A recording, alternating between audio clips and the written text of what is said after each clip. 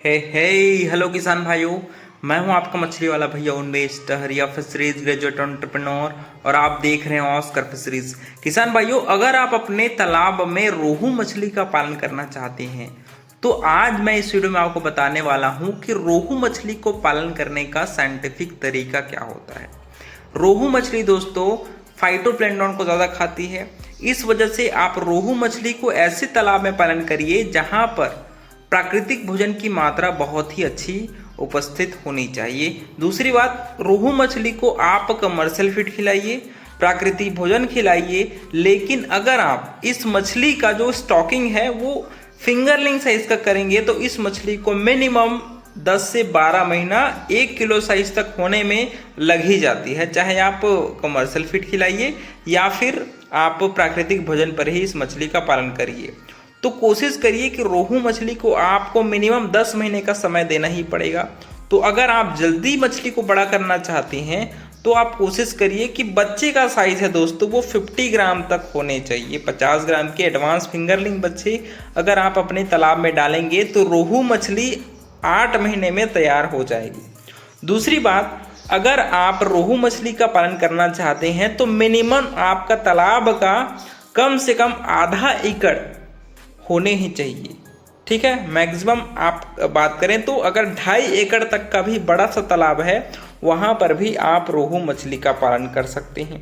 दूसरी बात, तालाब की तैयारी के समय आपको ध्यान देना है कि तालाब की खोदाई के बाद या फिर तालाब को आपने मान लीजिए सुखा दिया है, आपका तालाब पहले से है, तो वहाँ पर आप चूने का प्रयोग बहुत अच्छे से करिए। चूना पर एकड़ आप 100 किलो आप चूने का एक लेयर तालाब के निचले हिस्से में बिछा दीजिए। उसके बाद उस चूने को कम से कम 3 से 4 दिनों तक रख दीजिए और तब फिर उसमें आप पानी भरिए। पानी भरने के बाद आपको उसमें 1 हफ्ते तक कुछ भी नहीं डालना है। पानी चूना को अच्छे से ऑब्जर्व करेगी और अच्छे से एक आप दूध कलर का एक पानी है वो आपको दिखाई देगा। अगर आप 3 से 4 फीट अपने तालाब में पानी भर देंगे चूना डालने के बाद तो मिल्की कलर का पानी आपको दिखाई देगा। साइंटिफिक तरीका ये कहता है कि उस पानी को आप बाहर निकाल दीजिए और फिर उसमें फ्रेश पानी भरिए ताकि आपके मिट्टी में कैल्शियम और मैग्नीशियम की मात्रा पहुंच जाए और फिर उस पानी को निकाल करके आप उसमें नया पानी डालिए। कम से कम 3 से 4 फीट पानी उसमें आप फिर से डाल दीजिए। अगर आप पानी नहीं निकालना चाहते तो उसमें आप सीधा मैन्यूरिंग भी कर सकते हैं, लेकिन ये आपके ऊपर है कि आप उस मिल्की पानी को बाहर निकालते हैं तो अच्छी बात है, नहीं निकालते तब भी कोई दिक्कत नहीं है, लेकिन आप कोशिश करिए कि पानी को बाहर निकाल दीजिए। फिर उसमें नया पानी डालिए, 3 से 4 फीट उसमें पानी भरिए। अब उसमें आपको क्या करना है, आप उसमें फर्मेंटेशन करना है। फर्मेंटेशन के लिए आप गाय का गोबर का प्रयोग कर सकते हैं।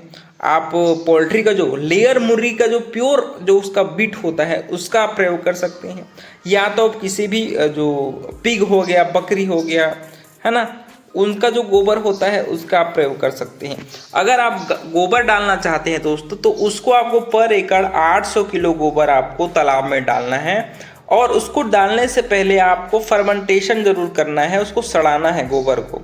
क्योंकि क्या होता है ना, तुरंत अगर आप गोबर को तालाब में डालेंगे तो अमोनिया की मात्रा बहुत ज़्यादा बनती है और पानी जल्दी खराब हो सकता है। इसीलिए हम गोबर को फर्मेंटेशन करते हैं, उसको सड़ाते हैं। फर्मेंटेशन के लिए क्या क्या चाहिए, अगर आप गाय का गोबर का प्रयोग करते हैं तो आपको 700 किलो से 800 किलो तक चाहिए। अगर आप पोल्ट्री का खाद का प्रयोग करते हैं तो 600 किलो तक का जो पोल्ट्री खाद होता है प्योर बीट उसका आप प्रयोग कर सकते हैं। पोल्ट्री खाद में आप किसी भी प्रकार का जो इनऑर्गेनिक फर्टिलाइज़र है जैसे आपकी यूरिया, सिंगल सुपर फास्फेट, ये सब डालने की ज़रूरत नहीं है। आप उसको पानी में घोल बनाइए और उसमें बस आप जो प्रोबायोटिक है या फिर ईस्ट का जो पाउडर है उसको बस आप उसमें डालिए। आप कम से कम 250 से 300 ग्राम ईस्ट पाउडर आप डाल करके जो मुर्गी का जो खाद है उसको आप 2 दिनों तक सड़ाइए पानी डाल करके और फिर उसको आप तालाब में अप्लाई कर सकते हैं। लेकिन अगर आप गाय का गोबर का प्रयोग करते हैं तो उसमें आपको 10 किलो सिंगल सुपर फास्फेट और 5 किलो यूरिया और उसमें 5 किलो गुड़ और 250 ग्राम उसमें ईस्ट का पाउडर या फिर अच्छी कंपनी का आप प्रोबायोटिक्स का प्रयोग करिए। इस घोल को आपको कम से कम 48 घंटों तक सड़ाना है और फिर उस जो घोल आप बनाएंगे उसको फिर आप 3 से 4 फीट पानी जो आपने भरा है उसमें आप उस घोल को डाल देंगे। घोल को सभी तालाब के चारों तरफ इक्वली आप डिस्ट्रीब्यूट करिए और उस घोल को पूरे तालाब में अच्छे से फैलाइए। फिर उस डालने के बाद आपको उस तालाब को कम से कम 3 से 4 दिनों तक ऐसे ही छोड़ देना है। जब पानी का कलर थोड़ा सा चेंज होना शुरू हो गया, मतलब हरा कलर बनना शुरू हो गया, मतलब आपको समझ जाना है कि तालाब में फाइटोप्लैंक्टन अच्छे से बन गया है, ज़ूप्लैंक्टन अच्छे से बन गया है। तब आप उस तालाब में बच्चे हैं वो छोड़िए। बात करते हैं कितने रोहू के बच्चे आप पर एकड़ तालाब में डाल सकते हैं। देखिए, रोहू मछली को आप प्योर मत पालन करिए, क्योंकि रोहू मछली आपके तालाब के बीच में रहती है। तो अगर आप अपर लेयर में आप कतला डालेंगे और निचले लेयर में आप ग्रास कार्प नहीं, आप अमूर कार्प डालेंगे तो बहुत ही अच्छा प्रॉफिट आपको होगा। छोटा तालाब है, मान लीजिए आधा एकड़ का तालाब है, ठीक है, 20 डिसमिल 30 डिसमिल का तालाब है, उसमें आप प्योर रोहू मछली डाल सकते हैं, कोई प्रॉब्लम नहीं है। लेकिन आपका तालाब 1 एकड़ है, 2.5 एकड़ है, बड़ा तालाब है, तो उसमें आप एक ही रोहू मछली का पालन ना करके अलग अलग लेयर में रहने वाली मछलियों का पालन करिए। तो रोहू मछली को आप बात करें कितना तालाब में छोड़ेंगे, तो आपको रोहू मछली को हम लोग आईएमसी मछली को टोटल 5000, अगर आप फिंगरलिंग बच्चे डालते हैं 10 ग्राम के तो 5000, अगर आप 50 ग्राम 60 ग्राम के बच्चे डालते हैं दोस्तों तो हम लोग 3500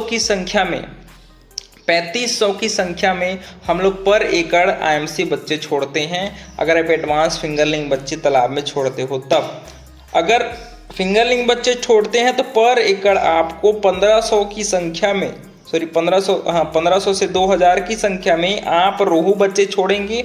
वहीं अगर एडवांस फिंगरलिंग बच्चे डाल रहे हैं दोस्तों तो आपको पर एकड़ 1000 की संख्या में 1000 संख्या में आप 50-60 ग्राम के रोहू बच्चे तालाब में छोड़ सकते हैं, अगर आपके पास 1 एकड़ का तालाब है तब। समझ में आ रहा है।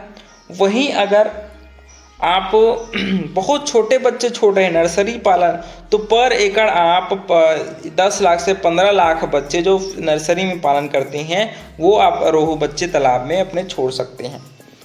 लेकिन आपको कोशिश करना है कि गर्मी में अगर आप रोहू मछली का पालन कर रहे हैं तो आप एडवांस फिंगरलिंग बच्चे ही तालाब में छोड़िए, ताकि रोहू मछली का लाइफ साइकिल जल्दी कंप्लीट हो और आपको ज़्यादा प्रॉफिट तालाब से मिल पाए और आपके बच्चे तालाब में जल्दी तैयार हो पाएँ। तो उसके लिए आपको एडवांस फिंगरलिंग बच्चे ही तालाब में छोड़ने चाहिए। बात करें फीडिंग की, तो फीडिंग में सबसे ईजी है, आप सरसों खली और राइस ब्रान, इसके साथ आप अच्छी कंपनी का विटामिन मिनरल मिक्सचर और समय समय पर आप प्रोबायोटिक्स जो होता है सॉइल एंड वाटर प्रोबायोटिक्स उसका प्रयोग करते रहिए।